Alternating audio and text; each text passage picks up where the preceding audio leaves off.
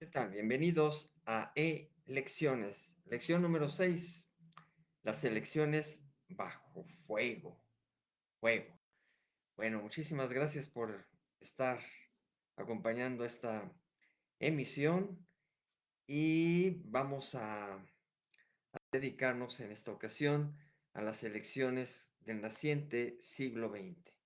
Ya habíamos tenido como antecedente pues las elecciones de 1904 de Porfirio Díaz y que arrastraba ya una gran cantidad de reelecciones y curiosamente elecciones que fueron, como en su momento mencioné, pues tranquilas, sin mayores situaciones, reclamaciones ni nada por el estilo, casi con candidatura única o cuando iba acompañado, pues era nada más un poco la pantomima, ¿no?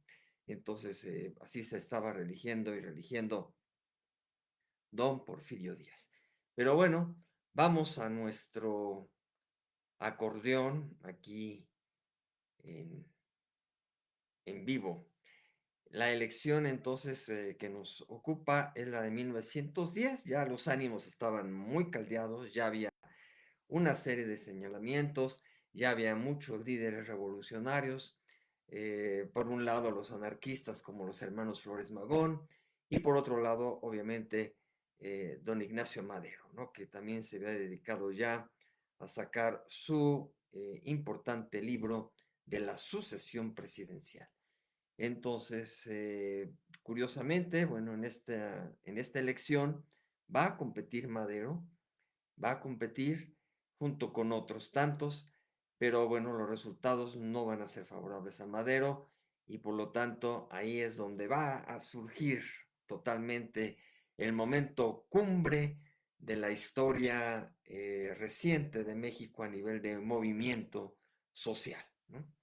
Entonces tenemos, bueno, también aquí un paréntesis a la hora que trato yo de discurrir, el paréntesis que he hecho desde el programa número 0, la lección 0, es que su servidor, Teófilo Huerta, no es historiador, es formado en el periodismo y la comunicación y por eso me apasiona esta, esta forma de dialogar con ustedes y a la vez también me apasiona la historia de México, me apasiona, pero soy, digamos, un aficionado que se ha tratado de meter desde hace mucho tiempo, bueno, desde los estudios, ¿no? Desde la primaria, secundaria, ya me atraía mucho.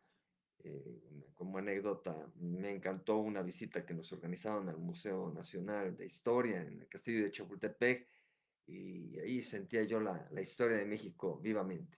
Entonces, posteriormente, tampoco me he metido como loco a indagar en los libros, sino cuando he tenido oportunidad de adquirir algunos, de leer algunos otros en biblioteca o ahora por vía de navegación internautica, pero finalmente, pues no es una investigación profunda, rigurosa de la historia, simplemente la que anima a muchos de nosotros de repente de saber, de picar piedra alrededor. Bueno, tenemos ya nuestra elección de 1910. Ubiquémonos en ese año tremendo, increíble, y entonces lo que tenemos básicamente allí es que está como presidente de la República por mucho tiempo, Porfirio Díaz. De alguna manera, él encabeza todo ese ambiente, todo ese contexto de la historia en esas elecciones. Las elecciones se siguen celebrando con este estilo de elecciones primarias y secundarias, aunque las primarias quedan un poco difuminadas, es cuando se organizan allí los votantes para crear los colegios electorales y en las secundarias ya básicamente está el voto de los colegios electorales, tipo un poquito parecido, no todo, parecido a los Estados Unidos durante muchos años. Bueno, y entonces tenemos que aquí vamos a los resultados de esas elecciones de 1910. Las primarias se celebraron el 26 de junio y las secundarias el 10 de julio de 1910. Vicente Sánchez, independiente, se fue por la libre, obtuvo, según eso, un voto, ¿no? el suyo, yo creo. Teodoro de Esa, antes, perdón, hago aquí un paréntesis, y la transmisión me lo permite. Según eso, aquí estuvieron aspirantes descartados, dos que ya habían competido en 1904 y que formaban parte del gabinete del propio Porfirio Díaz, así que eran de alguna manera comparsas de Porfirio Díaz, aunque a la vez dentro de ellos, según nos refiere la propia historia, pues sí había el ánimo en un momento dado de acceder al poder. Eran candidatos naturales, de alguna manera, acceder al poder y llevar la continuidad del porfirismo, ¿no? Si ellos hubieran ganado en las anteriores, cualquiera de ellos, o aquí no hubieran sido descartados previamente para la elección del 1910, que es cuando más ganas tenían de asumir el poder, otra canción nos cantara, ¿no? Otra, otra situación estuviera en el ámbito porque México hubiera sido diferente, hubiera habido una continuidad del porfiriato quizá con sus tintes, ¿verdad? Quién sabe si de todos modos hubiera dado un movimiento revolucionario, etcétera, etcétera. A lo mejor se hubiera calmado un poco al haber ya un nuevo presidente, etcétera. Y pues ellos eran José Yves Limantour, mucho tiempo dentro del gabinete, estuvo en algún momento, me parece, en la Secretaría de Hacienda, en fin, era una mano derecha importantísima. Había varias manos derechas, digamos, de Porfirio Díaz, pero estos dos eran importantísimos. José Yves Limantour y don Bernardo Reyes, que también había competido anteriormente y que para los que desconocen jóvenes en la actualidad, que no se han metido mucho, eh, don Bernardo Reyes era padre de el gran escritor que se conoce mucho en la posteridad de la Revolución, que es Alfonso Reyes, ¿no? Entonces el padre de Alfonso Reyes, Bernardo Reyes, era un militar connotado, estuvo al frente de la Defensa Nacional en aquel entonces y posteriormente también tiene un papel muy activo en el golpe que se le da a Madero, aunque él en primera instancia, al salir de prisión, que lo habían arrestado, lo liberan, va al Zócalo y ahí se sacrifica su vida en el intento de hacer un primer golpe de Estado, adelantarse a Victoriano Huerta, ¿no? Entonces, ahí andaba haciendo esas cosas Bernardo Reyes. Pero aquí, en esta elección de 1910, ellos dos, Yves Mantur y Bernardo Reyes, quedaron descartados, como ahora quedan descartados un montón. Bueno, en aquel entonces ellos dos. Y ya tenemos la elección. Entonces, en la boleta, Vicente Sánchez, independiente, un voto. Teodoro de Esa, del Partido Nacional Unionista. Recuerden que ya estamos en una época de partidocracia. Ahora sí hay partidos, partidos, partidos. Ya no es nada más que tengan la corriente, la idea, ¿no? Como los liberales, conservadores, etcétera, que eran dos entidades, pero además no constituidas institucionalmente, ¿no? Sino muy, muy, muy frágiles y eran más que nada corrientes que ahí andaban. Bueno, entonces, déjenme abrir otra vez mi acordeón en Excel. Tenemos a ese Teodoro Dehesa del Partido Nacional Unionista y a pesar de pertenecer a un partido, también hubo un voto, quizá el de él, ¿no? No sé qué pasa, han de haber anulado quizá algunos otros votos, pero uno no entiende cómo puede estar consignado que nada más había este tipo de votos, ¿no? Valentín Reséndiz, independiente, otro independiente, dos votos, pero no alcanzaban nada de porcentaje, obviamente. Y después vienen los dos grandes contendientes, ¿no? Francisco y Madero, Francisco Ignacio Madero, por dos partidos, una especie de alianza, el que había conformado, el que había echado a andar con su consigna que heredaba de Porfirio Díaz, la no reelección, aumentándole el sufragio efectivo, no reelección. Pero era la no reelección que tanto había animado a Porfirio Díaz a irse contra Juárez y contra Sebastián Lerdo de Tejada. Ahora tenemos que pues, Porfirio Díaz se traicionó a sí mismo, traicionó aquí sí, al pueblo, a la sociedad, porque se religió y se religió y se religió cuando él había sacado la bandera de la no reelección. Bueno, el siguiente que sacó la bandera de la no reelección es don Francisco y Madero, él sí con una gran enseñanza de democracia, aunque claro, no hubo oportunidad de saber si en algún momento quería cambiar la jugada más adelante, pero bueno, Francisco y Madero está allí con el Partido Nacional Antirreeleccionista, PNA, no PAN, sino PNA, al revés las siglas, Partido Nacional Antirreeleccionista, y también lo apoyaba el Partido Nacional Democrático. Bueno, obtuvo muy dignos 196 votos, el 1% apenas, de todos modos. Imagínense los de abajo, 196 votos.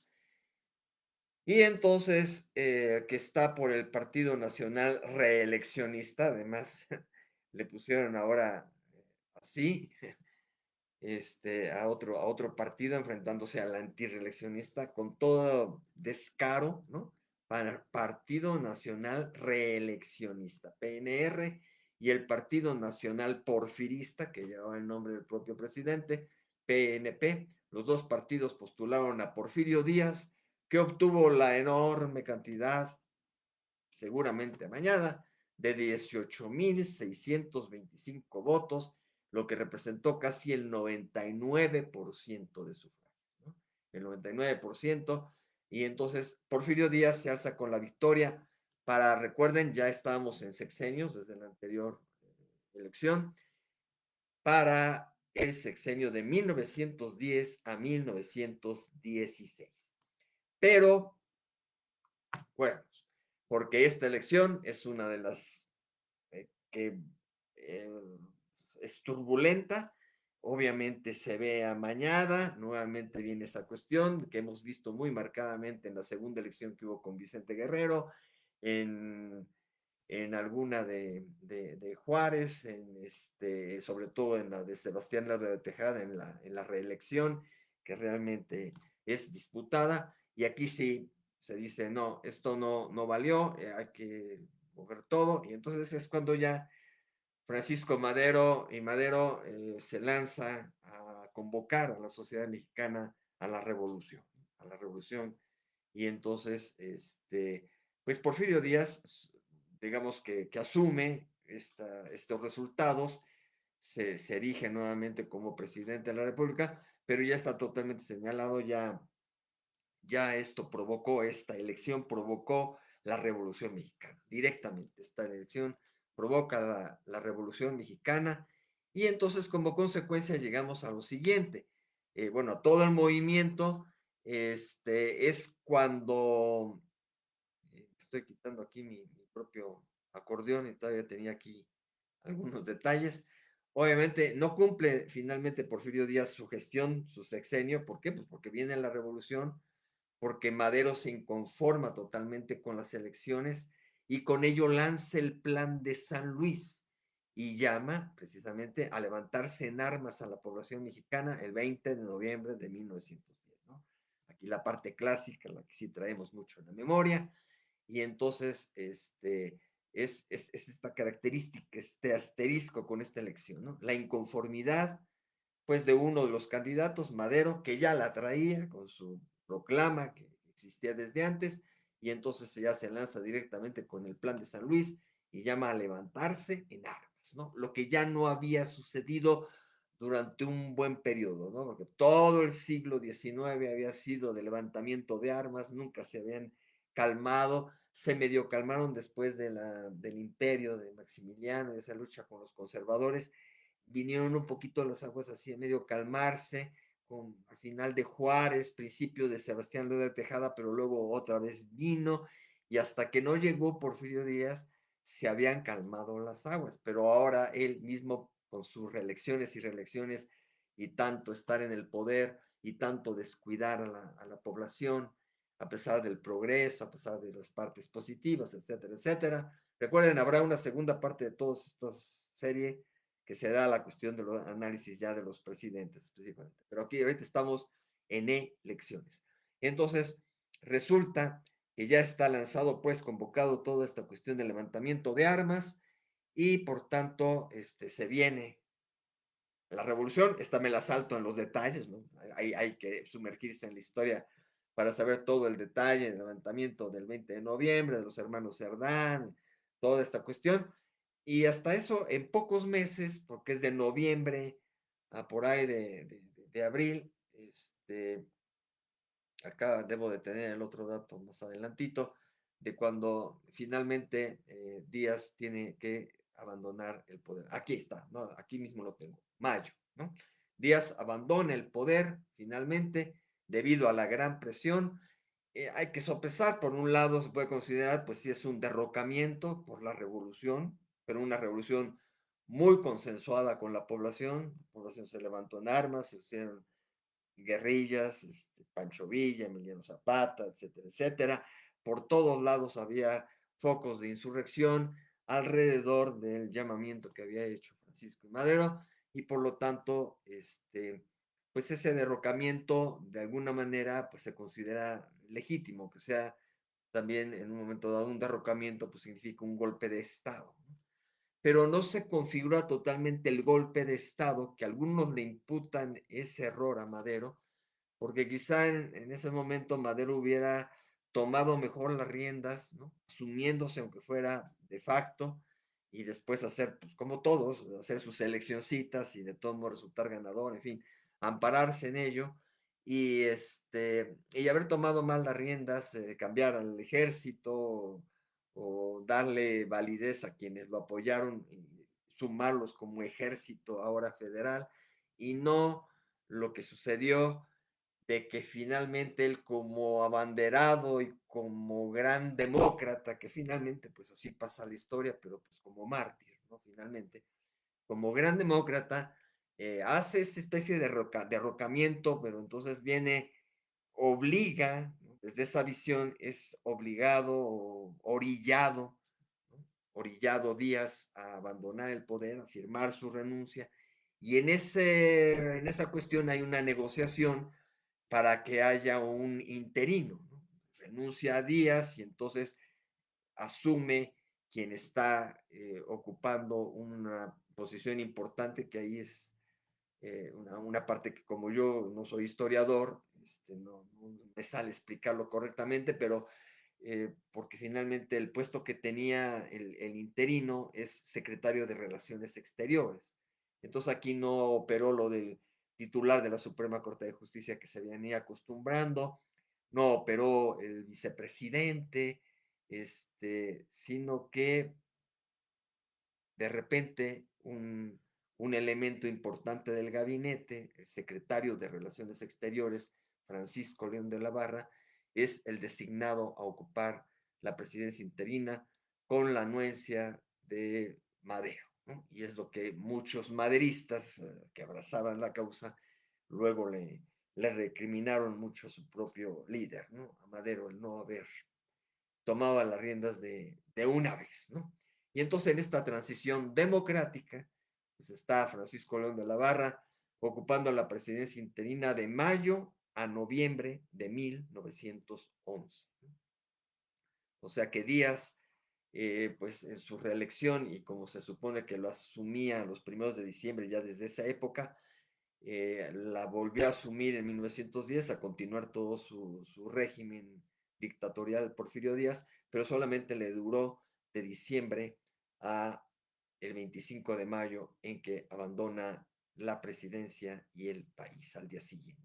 Entonces, fueron muy poquitos meses, ni cinco, ¿no? Enero, febrero, marzo, abril, mayo, sí, cinco meses y fracción, y esa fue la presidencia de Díaz, se le fue el gozo al pozo, ya no cumplió hasta 1916, que era su pretensión, y por tanto, quien acaba por ocupar la presidencia interina es Francisco León de la Barra, pero con la consigna de llamar a elecciones extraordinarias.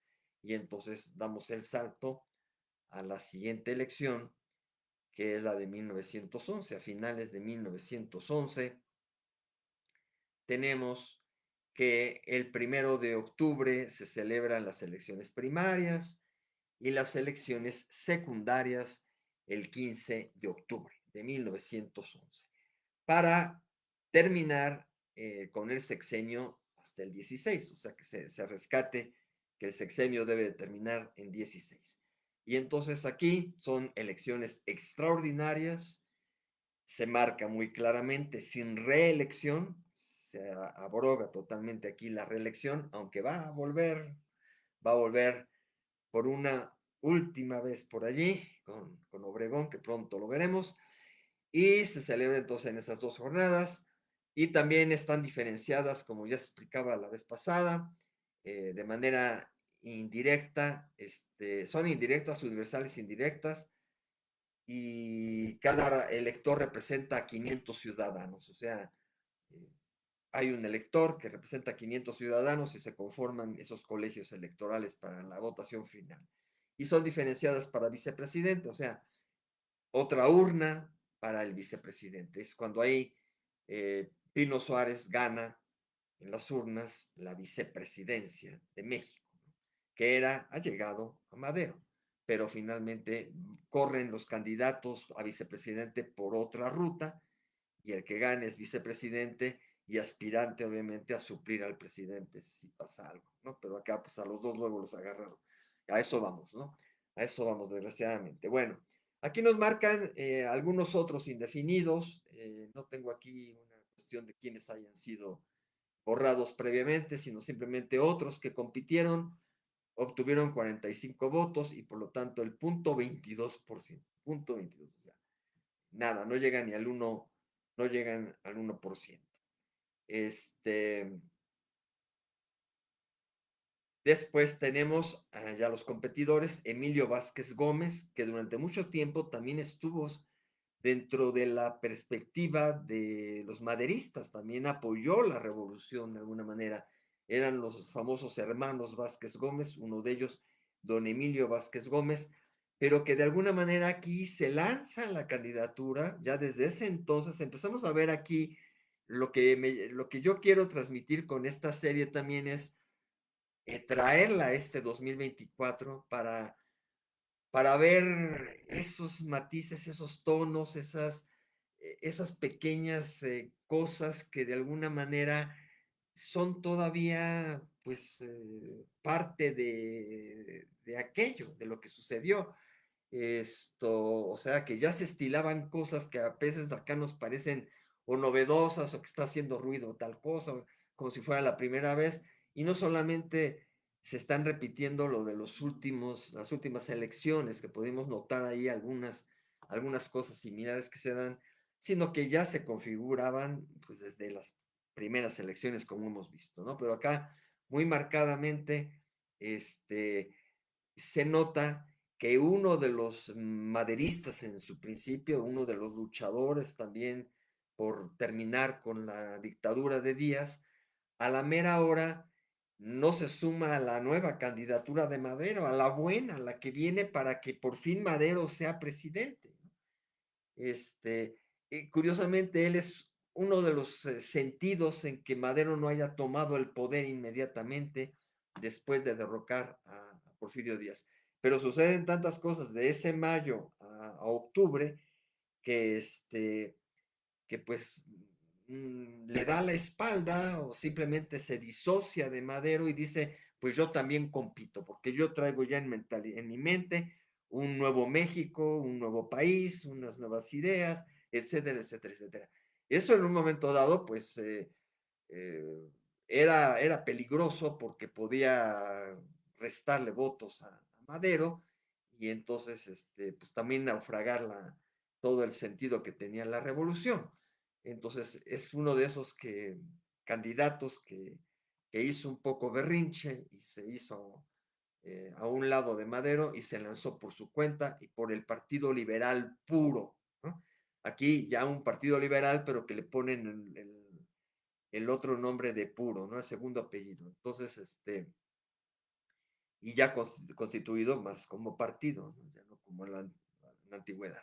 Partido Liberal Puro, Emilio Vázquez Gómez, obtiene 16 votos que apenas representan también el 0.08%. O sea, nada, ¿no? O sea, que a la mala no le hizo cosquillas. Y eso también nos suena a muchas cosas ahora de los que hacen berrinches, que se mueven, que no, que esto. porque a la mera hora, cuando hacen eso y se salen un poco de la institucionalidad que está marcada de las directrices, pues a la mera hora no logran nada más que son empujados por mejor por sus allegados familiares, etcétera, pero a la mera hora pues no consiguen gran cosa, ¿no? Entonces, don Emilio Vázquez Gómez, que era gran intelectual, etcétera, pero pues apenas alcanza los 16 votos.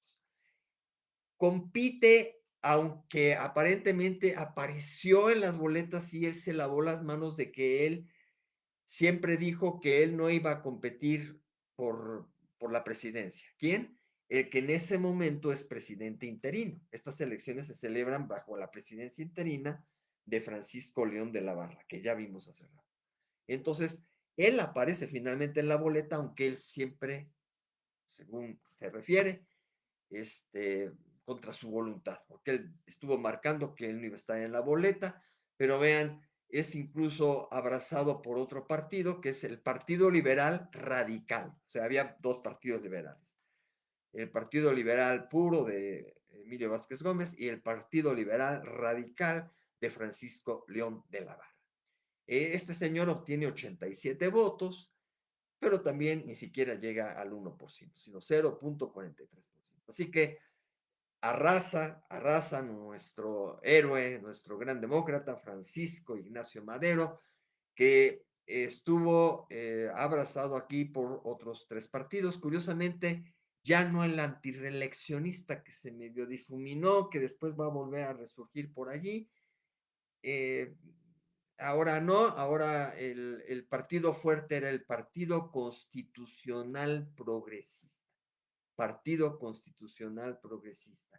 Ya había esta cuestión un poco de la Constitución, todavía se seguía bajo la de 1857, pero vean que ya son los prolegómenos de la nueva Constitución. Partido Constitucional Progresista, que tengo por aquí una cista, es más, perdón, aquí estoy también incurriendo en una laguna mental. Según eso, adoptó ese nombre, aunque después va a rescatar el de antireeleccionista, va a aparecer por allí. Según eso, el propio partido antireeleccionista mudó, cambió de nombre. Era el mismo que abrazaba antes, pero quizá haya habido ahí alguna fractura, alguna cosa que haya llevado a algunos a decir nos vamos a llamar así y después vuelve a resurgir de sus cenizas con el otro nombre.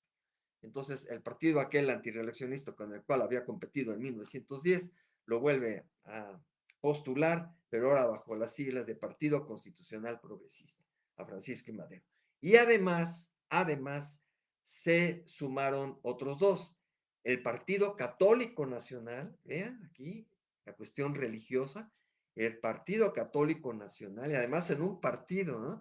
Después los padres en la iglesia van a andar allí también haciendo mucho ruido, va a venir la guerra cristera, después van a venir algunas eh, llamaradas de los sacerdotes, y en el 2024 ahí anda muy activo el episcopado mexicano y ciertos obispos, vean, todo eso, ¿no? Bueno, aquí el Partido Católico Nacional, pero con nombre el partido, después se va a ir transformando y va a haber partidos que van a estar muy asociados con la religión, pero llevaba el nombre directamente, Partido Católico Nacional y el Partido Popular Evolucionista. Entonces, estos tres partidos, liderados por el Partido Constitucional Progresista, son los que abanderan totalmente a Francisco I. Madero.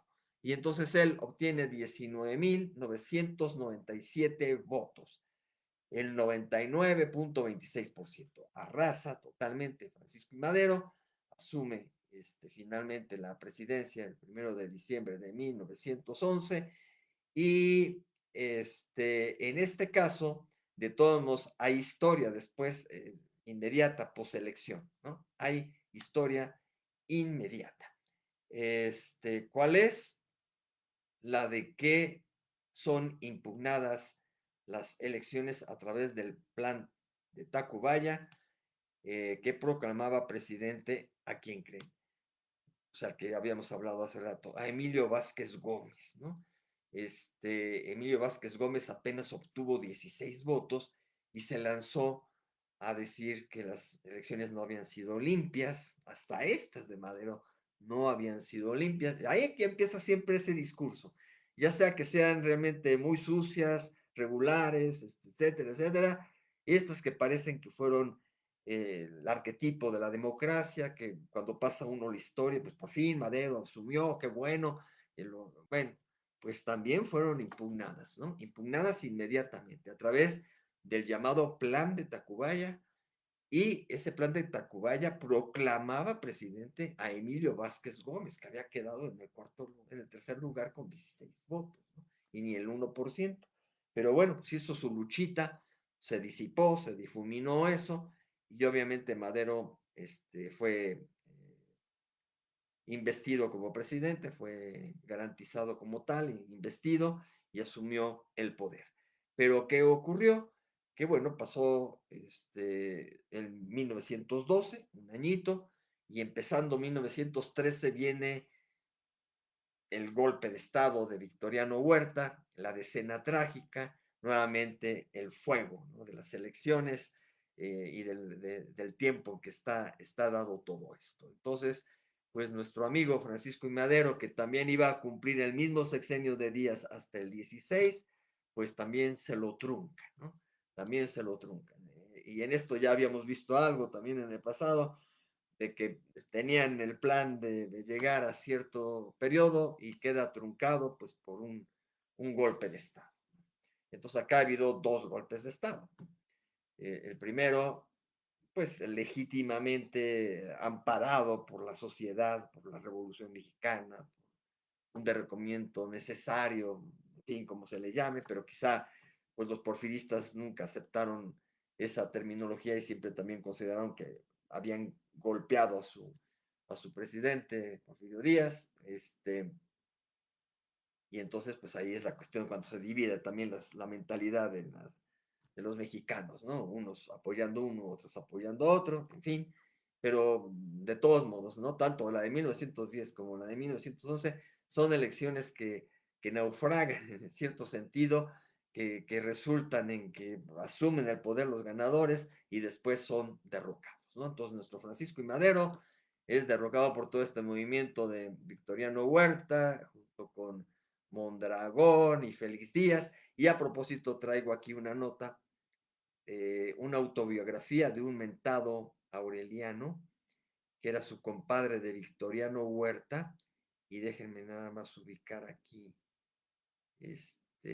ya la tenía abierta y creo que ya se me perdió a la hora que elegí otra opción, este, qué barbaridad, pero ahorita encuentro rápidamente, no, sí lo tengo aquí. ¿Qué tenemos? Que hay un Aureliano, ahorita les digo el nombre. Ah, ya tenía yo en la página que voy a leer el párrafo, pero me tuve que ir al principio para rescatar el nombre de el doctor Aureliano Urrutia, ¿no? Aureliano Urrutia era compadre de Victoriano Huerta. Y entonces hay por ahí un escrito, que dice de autoría de un Stanley Ross, vean ustedes, de la Universidad de Nueva York, es un escrito de allá de Norteamérica, de un norteamericano, Stanley Ross, de la Universidad de Nueva York, y tiene un artículo llamado Victoriano Huerta visto por su compadre. Él rescató esa visión o algún escrito que ya también había generado Aureliano Urrutia, y que en este documento, en la página 17, que tengo que llegar a ella, nos dice lo siguiente, como parte, pues, anecdótica, según eso, este compadre invitó o de repente le llegó Victoriano Huerta con su esposa a desayunar a su casa, y en ese desayuno le dijo lo siguiente, o sea, él lo refiere, claro que no está grabado, que no lo escribió, simplemente recuerda las palabras de Victoriano Huerta, las cuales pues son filtradas a través de la memoria de Aureliano, y nos llegan así a través de este escrito ahora del norteamericano, ¿no? Pero según eso, Victoriano Huerta, con todo descaro, dijo que iba a referir precisamente algo y dice, después de la visita eh, con usted y de los señores Sebastián Camacho y Emilio Rabasa, que muy interesante también, que después tiene descendientes el señor Rabasa, en tiempos de Díaz Ordaz, Luis Echeverría, todo eso. Bueno, dice, procuré tener una entrevista, según eso son palabras de Victoriano Huerta, una entrevista con Mondragón y Félix Díaz, los otros dos golpistas, Félix Díaz, sobrino de Porfirio Díaz. Y les dije derrota batida, ¿no? Es una expresión ahí, derrota batida. Propónganme un plan de paz y de concordia para darle fin a esta situación, ¿no? Ya el conflicto que se había desatado, ya habían este, empezado ahí con la situación de generar ahí la discordia. Y dice, muy sencillo, dijo Mondragón, de abrupto. Lo declaramos a usted presidente, o sea, Victoriano Huerta. Aprende usted al presidente, o sea, Madero, y al vicepresidente, Pino Suárez. Los pone a disposición de la Secretaría de Guerra y nosotros le nombramos a usted un gabinete designado exclusivamente por nosotros, ¿no? O sea, a cambio de que se haga todo esto, de que Huerta haga el golpe directamente, de que encarcele a Madero, lo cual hizo, lo cual se fraguó, este, pero los otros le condicionan a que el gabinete de Victoriano Huerta sea más de la gente de Mondragón y de Félix Díaz. Incluso había la idea de que también fuera un poco de transición Victoriano Huerta para que después asumiera el poder Félix Díaz y por fin se cumpliera el sueño de los porfiristas de continuar el porfirismo, ¿no? O sea, con el sobrino, ¿no? Él iba a decir, aquí estoy, tío, aquí estoy, y soy el nuevo presidente de la República. Entonces, con toda esa idea, Mondragón le plantea eso a Victoriano Huerta y Félix Díaz pues, estaba totalmente de acuerdo, pues iba a ser el próximo presidente también de México, ¿no? Todos los que quieren, ¿no? Todos los que añoran y desean llegar al poder. Esto es lo que se ve a través también de todo este juego político y de las elecciones. Pero, ¿qué sucede? Bueno, en ese momento, además, cuando lo ponen así contra la pared a Victoriano Huerta, decir, haces eso, te nombramos presidente, o sea, nosotros te apoyamos para que tú seas presidente, pero a cambio de una moneda. La moneda de cambio es que tu gabinete esté compuesto por la gente nuestra, ¿no? Y entonces dice el propio Victoriano Huerta en esa ocasión, creían que yo iba a exigir el cielo y la tierra, o sea, que iba a estar inconforme, o que iba a negociar de otra forma.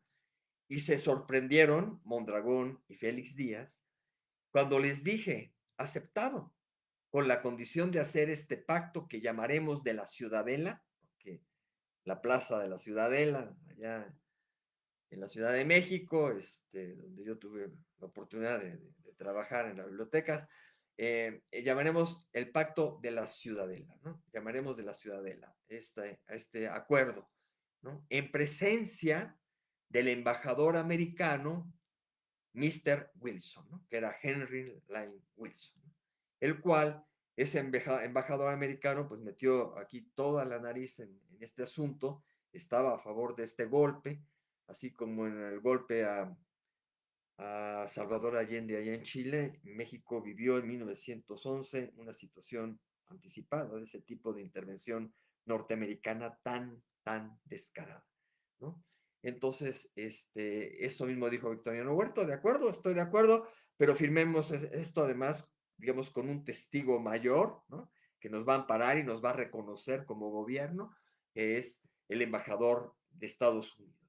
Tanto para garantía nuestra como para evitar tropiezos al nuevo gobierno, ¿no? O sea, además, bien vendido Huerta, ¿no? O sea, testigo al norteamericano para amparar el reconocimiento, pero no solamente el reconocimiento, sino él también, Victoriano Huerta, como diciendo, papá, Estados Unidos, ¿no? Papá, Estados Unidos, apóyame, reconóceme, ayúdame y toda la cuestión, ¿no?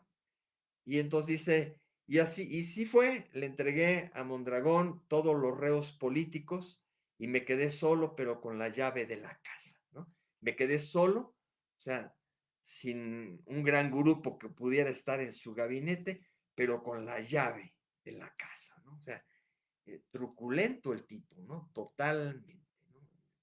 El Victoriano Huerta.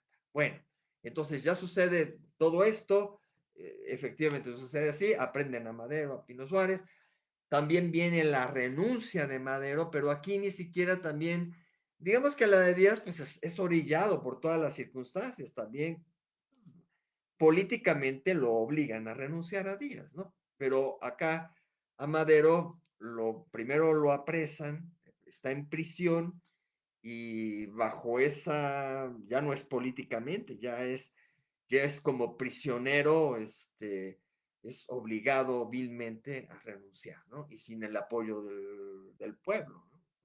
Es diferente, son los matices, ¿no? Que a nivel de hombres, pues sí, es parecido, ¿no? Madero obliga a Díaz a renunciar, Victoriano Huerta obliga a Madero a renunciar. Entonces, firma la renuncia, es cuando lo sacan luego de la prisión para llevarlo, bueno, la prisión en el Palacio Nacional, o sea, el Palacio Nacional en un cuarto se convirtió en prisión, era un prisionero, ahí estaba prisionero él junto con Pino Suárez.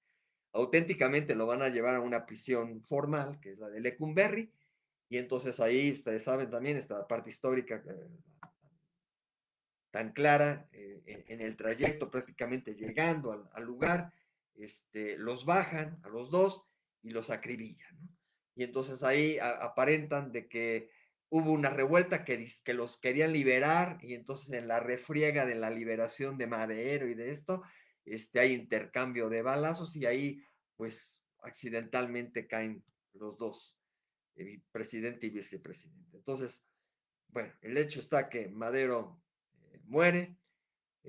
Había aparentemente por ahí también el concurso de la Embajada de Cuba para que Madero fuera exiliado hacia Cuba con su esposa, etcétera, etcétera, pero pues no, vilmente nunca se cumplió eso, y entonces lo tuvieron preso, se lo llevaron allá a Lecumberri y sucedió toda esta tragedia finalmente, que es con lo que concluye esta decena trágica. Y entonces para aparentar las cosas, inmediatamente todo sucede así en instantes.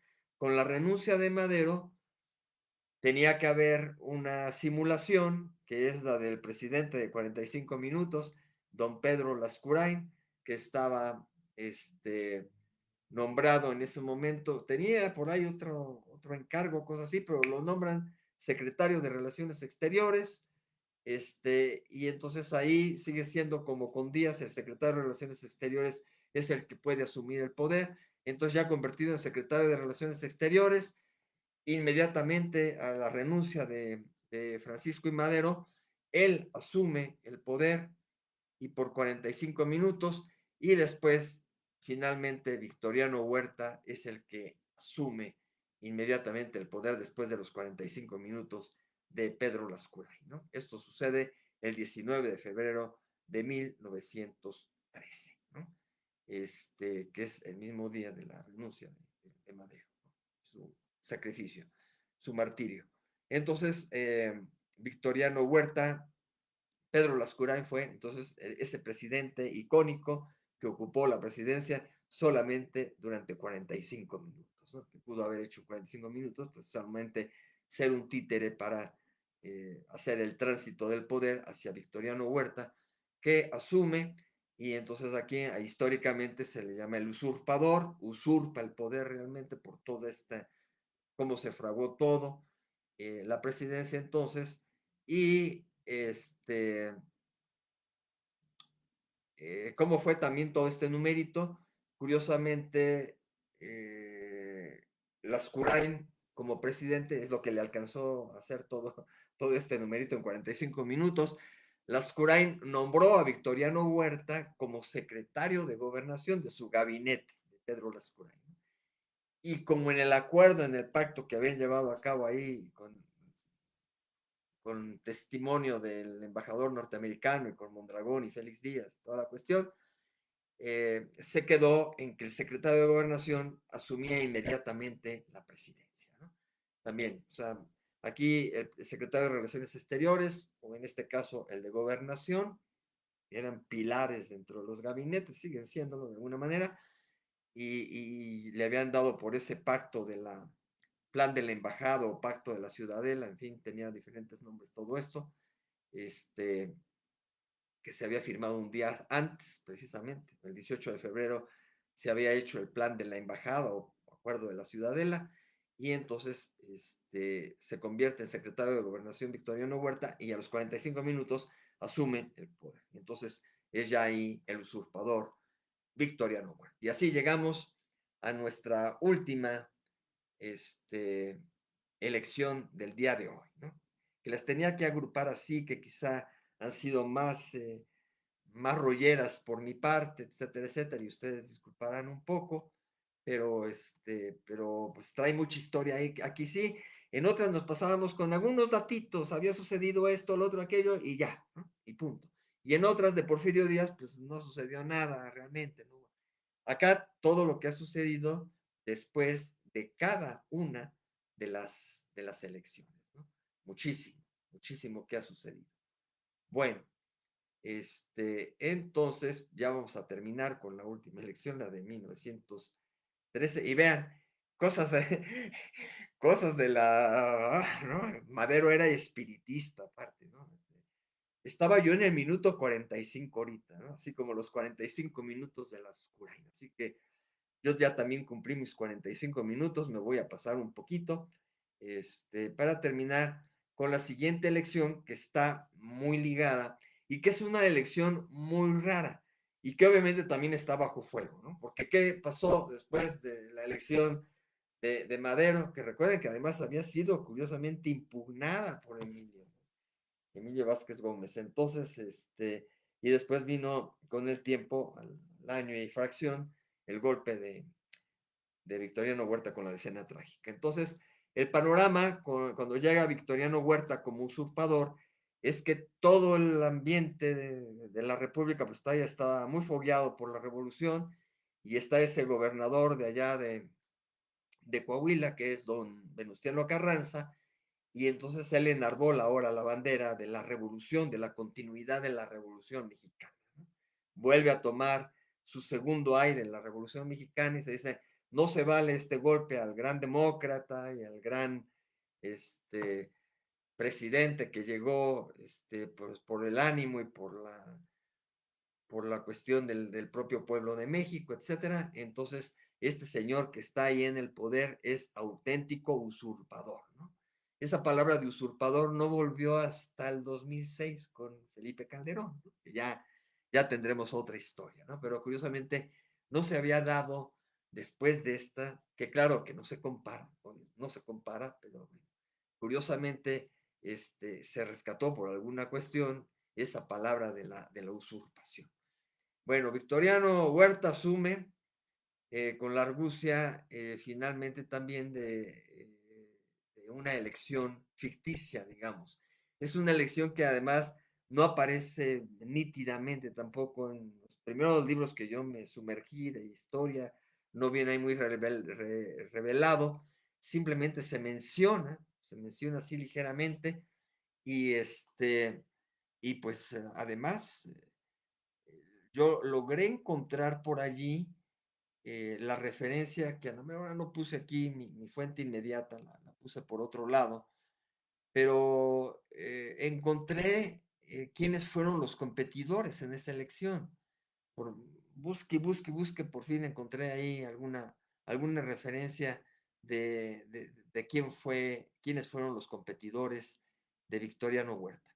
Pero desgraciadamente no encontré datos específicos de los votos ni del porcentaje, porque fue tan armada, tan mañosamente armada también esta elección, ¿no? Es una elección totalmente, esta sí, pues se lleva también medalla de oro en las elecciones fraudulentas, ¿no? Porque es, es totalmente ficticia, nada más para que Victoriano Huerta se alzara y se parara el cuello, como se dice, y decir, bueno, sí, a lo mejor reconozco que yo asumí el poder de esta manera, en este movimiento, pero ahora van a ver que también voy a cumplir el ciclo. Y todavía En ese tiempo se planteaba el cumplir el mentado ciclo de aquella primera elección, ¿no? Naufragó con Díaz, naufragó con Madero, ¿no? Llegar hasta 1916, ¿no? O sea, nuevamente volver a llegar. Y nuevamente tampoco se llegó, tampoco se llega. O sea, esa, si hay cuestión de numerología también en esto, cuestiones así, estuvo maldito todo este periodo porque el sexenio allí no se pudo cubrir de ninguna manera, ¿no? Entonces, ¿qué es lo que sucede aquí? Que se convoca, aparentemente, a elecciones extraordinarias, ¿no? Son calificadas incluso, y aquí muy importante el personaje que las califica así, de parodia, ¿no? Podríamos llamar también las elecciones de la parodia, ¿no? Nada más que las agrupé yo aquí en las elecciones bajo fuego, no todas estas, porque va a seguir el fuego. Ya Venustiano Carranza anda con sus mitotes, amparado y apoyado también nuevamente por Francisco Villa en un principio, por Emiliano Zapata, que volvió, ¿no? Porque Emiliano Zapata pues ya estaba a disgusto también con Madero de cómo no estaban reconociendo la cuestión del movimiento agrarista y toda esta cuestión, pero cuando matan a Madero, Emiliano Zapata pues considera que es ilegítimo eso, y entonces vuelve a unir a todo el movimiento y es parecidísimo a todo lo que había surgido el 20 de noviembre de 1910, pero ahora, este, inmediatamente en 1913, en febrero, con la asunción al poder de golpe de facto de Victoriano Huerta. Entonces el movimiento ya está ahí detrás, y de alguna manera aquí es cuando hay que ver también cómo va a haber un paralelismo de presidencias nuevamente. Pero bueno, Victoriano Huerta conforma estas elecciones que se consideran extraordinarias, calificadas de parodia, les digo, por el senador Belisario Domínguez, ese gran senador que luego también fue sacrificado precisamente por estas críticas que hacía él, que las anunciaba en el propio Congreso, en el Senado, y que fue perseguido y sacrificado totalmente. Primero le cortaron la lengua para que no hablara, o sea, una cuestión totalmente de infamia increíble, así como a Gustavo Madero, el hermano de Madero, le habían quitado el otro ojo, o sea, tenía un ojo mal y le quitan el otro, lo dejan totalmente ciego antes de sacrificarlo totalmente.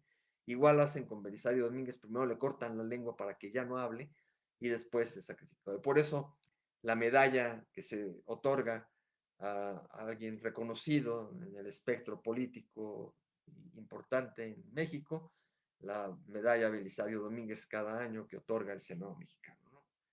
Entonces, él precisamente dijo, estas elecciones extraordinarias son una parodia, ¿no? Un chiste total. Y la prensa misma, en ese entonces, que de alguna manera le había hecho comparsa a Victoriano Huerta, a la manera califica de ridículas las elecciones, ¿no? Son ridículas. Entonces, ¿qué es lo que sucedió en estas? Pues según eso compitieron, estamos entonces en el propio 1913, pero ahora en el 26 de octubre, ¿no? 26 de octubre. Aquí ni primaria ni secundaria, nada por el estilo. Creo que ahí se acabó, ¿no? Lo voy a confirmar más adelante, pero creo que aquí se acabó lo de elecciones primarias, elecciones secundarias.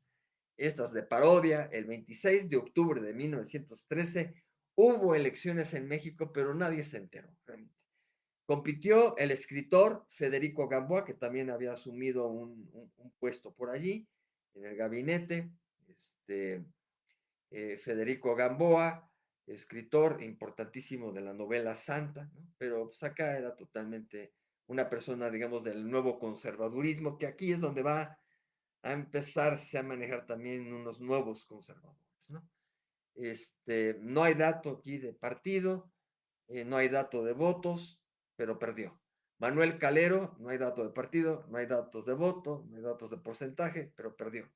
Y Victoriano Huerta, no hay datos de partido, no hay datos de votos, no hay datos de porcentaje, pero resulta que el porcentaje fue apabullante, fue el 100% de alguna manera, y Victoriano Huerta dice, soy ganador de estas elecciones de 1913, que tuvieron además esta cuestión. los colegios electorales, porque seguían siendo universales indirectas, dicen que los colegios electorales estuvieron desiertos, o sea, este, los partidos militares fueron los únicos votantes, partidarios, perdón, no partidos, partidarios militares fueron los únicos votantes, o sea, los militares fueron los únicos que fueron a votar. Y entonces, un Congreso Electoral Especial, avaló la elección, la avaló. Y entonces, los votitos que metieron los militares acá en 1913 le dieron el triunfo, ¿no? Aparentemente democrático, un absurdo totalmente contra la idea de Francisco Madero, y le dieron el triunfo constitucional también eh, abominable, verdaderamente falso, a Victoriano Huerta, ¿no? Y entonces él dice, ya soy presidente constitucional de México, ya soy presidente formal de México, ya no soy ese usurpador ni golpista, nada por el estilo, sino que soy presidente de México, Victoriano Huerta. Pero ¿qué ocurrió? Pues que tampoco terminó su periodo constitucional, porque se vino todo este movimiento carrancista, viene el derrocamiento por parte de ellos, y eso se da el 14 de julio de 1914. O sea, le duró de asumir en octubre la presidencia, que aquí seguramente se rompió la asunción el 1 de diciembre y toda la cuestión, desde octubre que fue ganador Victoriano Huerta del 13, pero que venía desde febrero con el golpe, le duró un año y medio más o menos la presidencia a Victoriano Huerta. Y entonces es depuesto totalmente, sale huyendo el señor, ¿no? Totalmente huyendo, es derrocado por el movimiento carrancista el 14 de julio de 1914. Y entonces allí el secretario nuevamente de Relaciones Exteriores, que es Francisco Carvajal, del gabinete que era de Huerta, ¿no? Francisco Carvajal, asume la presidencia de julio, de cuando es el golpe o el derrocamiento a Huerta, asume de julio a agosto, solamente un mes del propio 1914. Y Venustiano Carranza, amparado en el plan de Guadalupe, todos sacan sus planes para decir yo soy, yo soy, yo soy, ¿eh? Plan de Tacubaya, plan de esto, plan de la Noria, plan de esto, plan de todos los planes en esa época eran para decir desconozco al que está y yo soy, ¿no? Entonces el plan de Guadalupe obviamente desconocía a Victoriano Huerta, es por el que se derroca a Victoriano Huerta, y en ese mismo plan de Guadalupe se consideraba a Venustiano Carranza como jefe del ejército constitucionalista, pero también, además de ser el jefe del ejército constitucionalista, se le llama encargado del poder ejecutivo. Realmente no asumió con el término de presidente, pero equivalía a lo mismo, ¿no? Como en la antigüedad los primeros esfuerzos del poder ejecutivo compartido que hubo de los triunviratos antes de Guadalupe Victoria, etcétera. Entonces es encargado del poder ejecutivo, ¿no? Durante 1914 y 1917, ¿no? Entonces, ya de alguna manera lo venía diciendo, se venía conformando, ¿no? Ya se venía entendiendo, ya muchos le hacían caso obviamente a Venustiano Carranza y no a Huerta, ¿no? Por estilo, pero con este jueguito que hubo y que Francisco Carvajal, interino, etcétera, pues el señor nada más llegó para decir también bye bye, porque viene muy fuerte los balazos y toda la cuestión, y pues no queda nadie más en el poder, sino Venustiano Carranza. Pero el cuento no ha acabado. ¿Qué sucedió inmediatamente después? Que hubo una convención en Aguascalientes de mucha gente que obviamente también había estado contra Victoriano Huerta, que quería seguir también los ideales de la Revolución Mexicana, etcétera, pero que disentían de algunas cosas de Venustiano Carranza. Y entonces, en esa convención de Aguascalientes, se eligen, bueno, primeramente a uno, se elige a Eulalio Gutiérrez, no a Eulalio el Piporro, ¿no? Eulalio Gutiérrez, de 1914 a 1915 como el presidente constitucional de México, ¿no? De los Estados Unidos. No recuerdo en qué momento ya era Estados Unidos mexicanos, pero estaba pronto a hacerlo así. De México, pues, Eulalio Gutiérrez, 1914 y 1915. Entonces es un presidente paralelo al Poder Ejecutivo de Venustiano Carranza. Nuevamente, tenemos dos en el Poder Ejecutivo. Entonces, Venustiano Carranza y Eulalio Gutiérrez. Obviamente, la gran cantidad de gente, de seguidores, los tenía Venustiano Carranza, finalmente, y la población también, pero el descontrol para la sociedad mexicana, ¿no? ¿Quién es presidente, no? Y finalmente en la historia pasan ambos, ¿no? Unos por un lado, otros por otro, pero también es presidente Eulalio Gutiérrez, porque no eran malos, no eran los malos como Victoriano Huerta o como algunos otros, para decirles no fue presidente, ¿no? Si a Victoriano Huerta de todos se le registra como presidente en ese pequeño periodo, imagínense acá, que se estaban peleando los buenos, ¿no? Los buenos estaban peleando. Entonces, se reconoce, perdón, a los dos, pero además esta convención de Aguascalientes, pues también batalla, también hay conflicto interno y toda la cuestión, y después asumen otros la presidencia, ¿no? O sea, Eulalio Gutiérrez la deja y la asume Roque González Garza. Entonces también Roque González es nuestro presidente de México en 1915, junto con Venustiano Carranza, no junto porque no van acompañándose, ¿no? Sino paralelamente es presidente junto al Poder Ejecutivo de Venustiano Carranza. Y luego Roque también baila y llega Francisco Lagos Cházaro. Francisco Lagos Cházaro, durante 1915 también es presidente a la par de Venustiano Carranza en el Poder Ejecutivo. Ahí la dejamos para no hacer más bolas porque va a venir precisamente todo un movimiento ahí fuerte. Después del 15, sí, adelanto, se acaba eso, se difumina la cuestión de la convención y entonces le dejan vía libre a Venustiano Carranza, que después pues también va a ser su numerito de elecciones democráticas, ¿no? Pero entonces, ya después del 15, durante el 16 sobre todo, en 1916, es el único jefe del Poder Ejecutivo, Venustiano Carranza. Y es el año justamente en que debió haber terminado las elecciones aquellas de Porfirio Díaz y después de Madero y después de Victoriano Huerta, y que ninguno cumplió, ¿no? Entonces Venustiano Carranza por fin, aunque con todo este relajo de dobleteo, en el 16, en ese año exactamente, es el único que está en el Poder Ejecutivo, don Venustiano Carranza, y que después va a prolongar gracias al nacimiento precisamente de la Constitución y gracias también a sus elecciones que van a tener lugar en el mismo año de la Constitución, en 1917. Pero esa ya será otra historia. Por hoy, pues ha sido todo. Les agradezco mucho la atención. Saludo fraternalmente a Alberto Beitua del Prado. Me saluda y dice que felicita, que buena clase de historia de México. Repito, sí, es una lección porque así le he puesto con el juego de lecciones, pero pues soy un poquito improvisado en esto, en la cuestión de la historia, simplemente partidario, aficionado, apasionado de la historia, como seguramente los que me ven y me escuchan, y no historiador para tener todo el contexto completo y sabérmela de pe a pa, ¿no?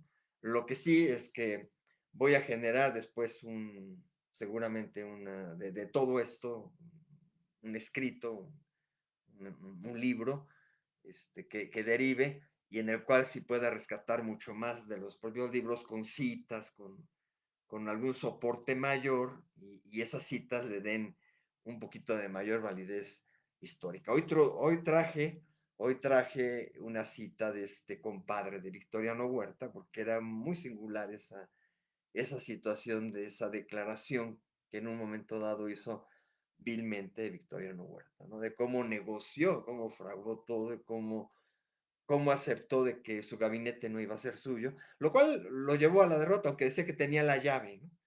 lo llevó a que después él hizo cambios. Él traicionó, pero ahí estuvo su propia tumba del poder, porque como no llevó a cabo el cambio hacia Félix Díaz y como empezó a hacer los cambios del gabinete con gente suya, ¿no? Allegada, este, eso hizo que pues ya no tuviera el apoyo ni del propio Félix Díaz, ni del propio Mondragón, ni de los propios huertistas en ese momento, ¿no? Desgraciadamente el señor llevaba mi apellido, ¿no? O yo llevo el apellido del señor, pero hasta donde sé, aunque pues a la hora que salen los apellidos todo tiene ligazón, pero según las referencias, no desciendo de ese señor, ¿eh? Este, lo más grave es que sus apellidos completos eran los apellidos de mi papá, pero no era su hermano, se los juro aquí, de cámara, ¿no? El señor era Victoriano Huerta Márquez y mi papá, también recibió el mismo nombre, ¿no? Teófilo Huerta Márquez. Pero no era ni su hijo, ni su nieto, ni nada por el estilo. Además de que quienes mucho me conocen saben que el Huerta era el segundo apellido auténticamente de mi padre. El primero debió haber sido Bernal, Bernal Huerta, pero por una cuestión del abuelo, ¿verdad? Se quitó el Bernal, dejó el Huerta y entonces ya seguimos los Huerta por acá, ¿no? Y me parece que este Huerta de mi padre y de mi abuelo son muy dignos y muy diferentes al de ese usurpador, ¿no? Este, muy bien, refrenda Alberto que le gusta la historia.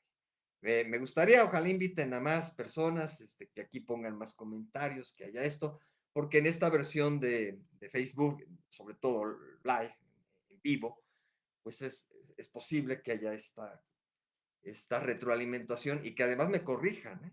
O sea, en donde le esté regando, en donde me haya equivocado, en donde no me haya soportado suficientemente eh, documentalmente, adecuadamente, me lo digan, ¿no? Aquí ya dijiste una barbaridad, ¿no? Que la puedo decir. Yo he tratado puntualmente de amarrar, de atar cabos, que esté totalmente sustentado todo, ¿no? Primero con toda una revisión de los presidentes, que será la segunda parte de la serie, ¿no? Los presidentes, pero, y después, no hace mucho, hace unos meses, medio año, empecé a desglosar todo esto de las elecciones y todo lo he ido concatenando y buscando los detalles, ¿no? Pero obviamente puedo tener ahí una serie de pifias, ¿no? Y a lo mejor me enredo mucho a la hora de explicar, pero bueno, también la pasión me puede ganar hasta aquí, bueno, con las elecciones de fuego, ya me pasé de la horita, y ya estaremos viendo otra historia en la siguiente lección, ¿no? De lecciones. Les agradezco muchísimo. Déjenme ver si no había alguien que no haya puesto comentario, pero que se haya sumado y que aquí no lo detecte y lo pueda ver por esta otra vía rápidamente,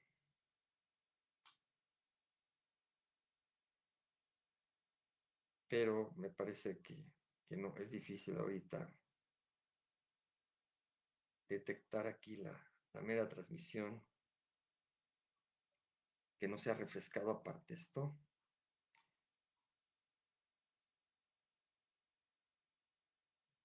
Aquí estamos. Bueno, sí hay por aquí más personas. Dejen ver si se aparecen los nombres. Este, no, es difícil, ¿no? Sí me aparecía, pero a la hora que aprieto aquí para buscarme, yo mismo me pongo que me gusta esto, ¿no? Entonces, me disculparán los que ya pusieron corazoncitos o manita, pero pues no me aparece nítidamente. A ver si por acá. Hace rato, me saludaron Lorenzo Roberto Martínez Palma, seguramente a lo mejor por ahí anda todavía, le mando saludos. Y también Becher Saer y Baltasar Gómez, ¿no? Baltasar Gómez Pérez. Muchísimas gracias por de alguna manera hacer algún acto de presencia.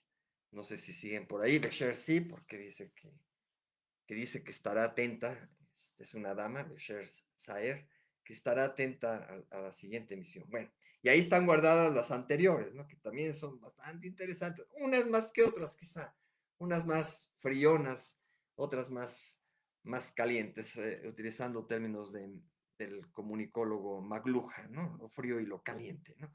Pero pero bueno, creo que a partir de estas que son las elecciones de fuego, vendrán, cosas muy curiosas, sobre todo con esta cuestión de los descartados, de los que impugnan elecciones, etcétera, etcétera.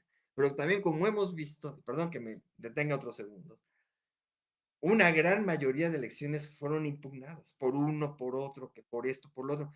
Unas quedaban abajito, etcétera, ¿no? De las más impugnadas, pues la de Vicente Guerrero, que no ganó él, y su gente impugnó. Esa es clásica, la segunda. Después que Díaz impugnó la de Juárez, ¿no?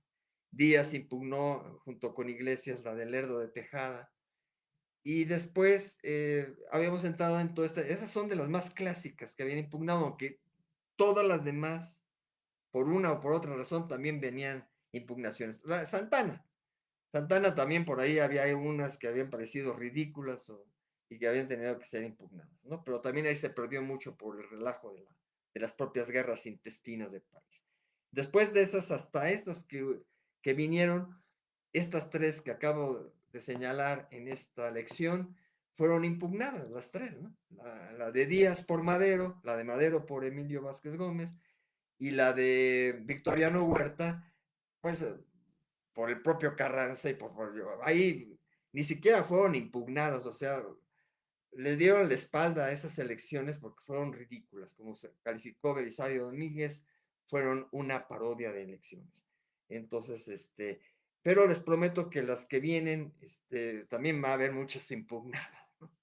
Como las de nuestras épocas, que todas, de una u otra forma, son impugnadas. No hay elección tampoco de la época contemporánea que no sean impugnadas, ¿no?